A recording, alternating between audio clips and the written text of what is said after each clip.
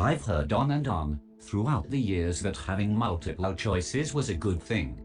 What if I told you this isn't exactly true? What if I told you that sometimes having all your eggs in one basket wouldn't be the best option? You'd say I'm crazy, wouldn't you? You know what? Depending on how you look at it, a handful of options can end up being a good thing. If you make good use of them, the right time and right choice combined can bring along terrific results. However, most people use choices as crutches to stand on. And by never making any decision, the choices they have at hand start to become boulders, and the indecision or lack of courage to take the next step make these people freeze. Some will never make any movements whatsoever. But you may be asking now, so what? How would having many choices be a bad thing at all in the world? That's the point, my friend.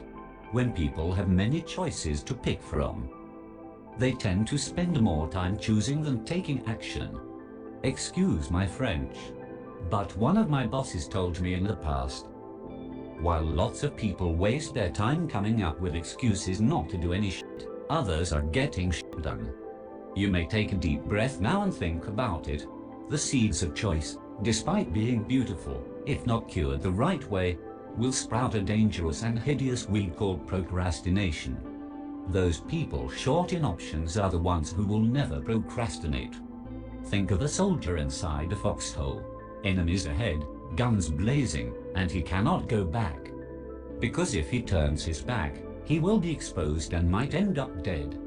The only choice he has is to move forward tooth and nail. It's a matter of life or death. That guy selling candies in the traffic lights, maybe that's his only choice.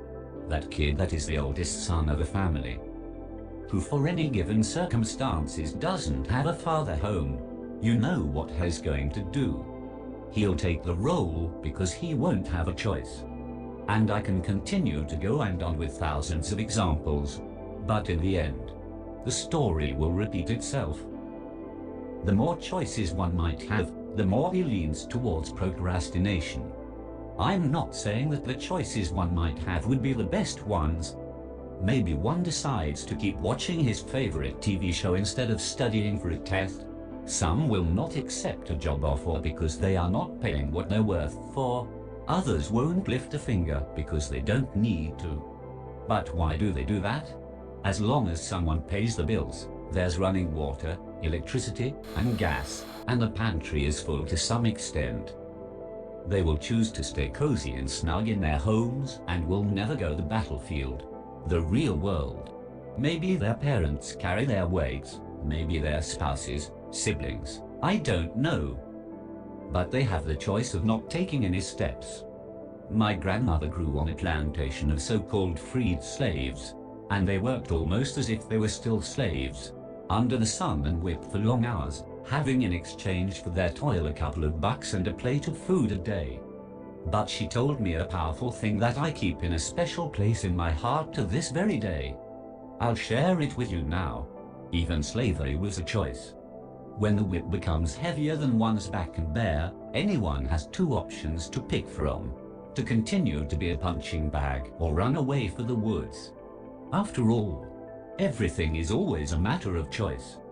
I'm not saying that you should accept just anything in life, but by reducing the choices you have to the bare minimum, chances are you will break the inertia and finally start to make the progress you've always wanted in life. So, that's it for today, folks. I hope this little bit of my experience has helped you. Don't forget to hit that like button and subscribe for more good content like that to come in your way. All the best. See you in the next chapter.